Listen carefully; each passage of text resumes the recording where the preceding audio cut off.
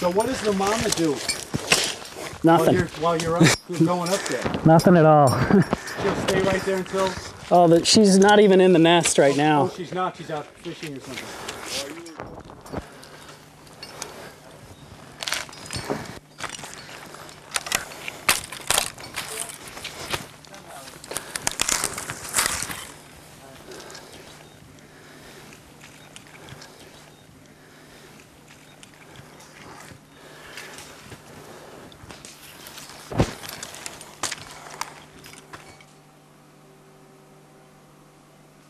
Basically, more or less, I'm just providing transportation, but I'm a game warden, and a lot of times we'll work in conjunction with a fisheries biologist and wildlife biologist, especially where this is my area.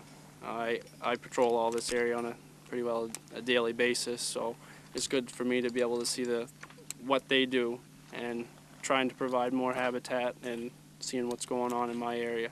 Right. So it's a different. This is a little different perspective of my everyday, what I do every day, but it's a great chance for me to see their side of things. So what's an average day like for you? A lot of it depends on the weather. A lot of times I'll spend a day in the boat and checking fishermen, or if the weather isn't good to be in the boat, I can be in the woods, on the woods roads, checking brook fishermen and checking smaller ponds where boats usually aren't used, sometimes canoes and things like that. Yep. That's what I'm doing this time of year, and another couple of months our bear season will get underway, so we'll be doing that. But for the most part right now, fishing is our primary focus, and boating. This area going from Big Lake over Towards to the Bangor. West. Yep. Yeah, right. Right. It's pretty expansive. It is. Pretty large. It's very big woods.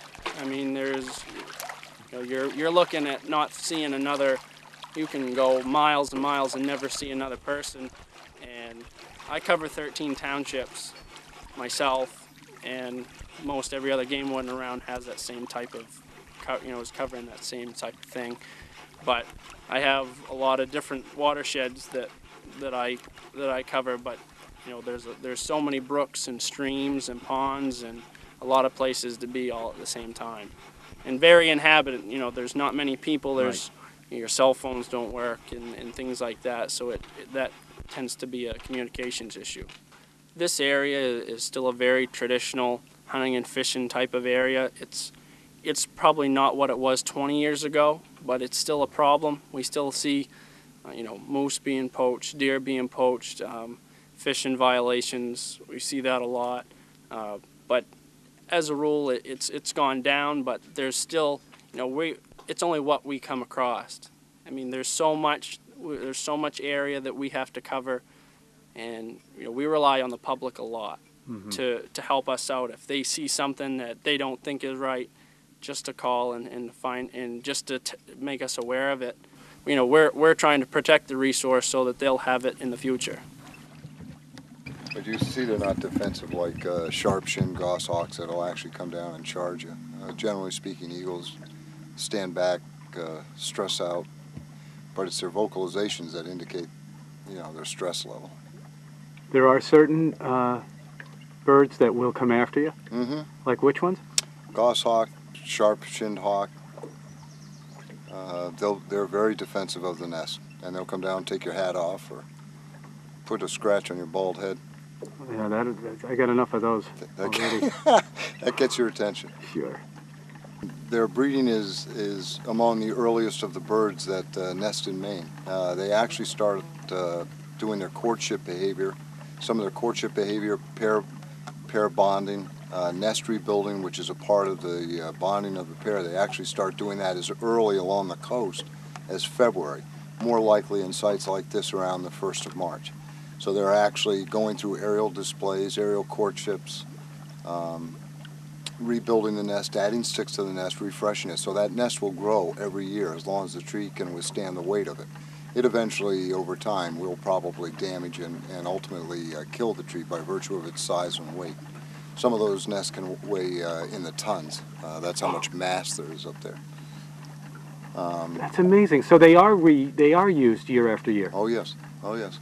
And some pairs maintain alternate nest sites. In fact, this pair, I believe the designation on this nest site is C. That means there was originally an A site that was located, I believe, over on that mainland, and then a B site on another one of these islands, and now we're at the C site. Sometimes they maintain more than one nest. They'll only use one nest per year, but sometimes something favors one location over the other. Some pairs will, as one nest becomes unapproachable because of branch growth or somehow changes on site, they will often build and then utilize an alternate site, sometimes returning to the former, sometimes. So we have some pairs that have several nests that may be still intact to some degree or another. So this is all happening in the late winter months of Maine, and those are pretty harsh months. So these birds are among the earliest that return, set up their territory, establish a territory. They defend it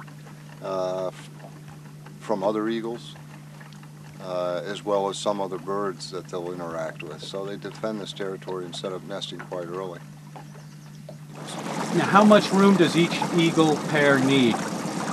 Do we know, or could another eagle nest be on that island over there? It's a good question. Yeah. In parts of the state where food is abundant, eagles are very tolerant of other pairs. Where food is less abundant, eagles are very intolerant of other presence. So when you get up in the northeast, up in this area, if we were at saturation levels of population, maybe the closest you'd see another nest might be 3/4 of a mile to a mile away.